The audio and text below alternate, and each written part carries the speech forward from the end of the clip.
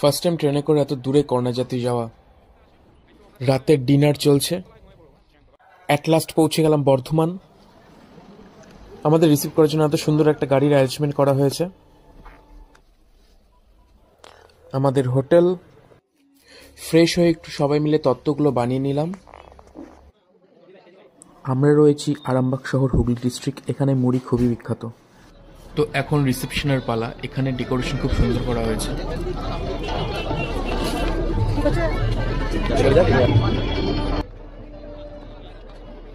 জমিয়ে সবাই পুরো পেট পুজো করে ফেললাম। দিদি অ্যান্ড জিজুকে খুবই সুন্দর লাগছে। আরামবাগের সিংহদুয়ার।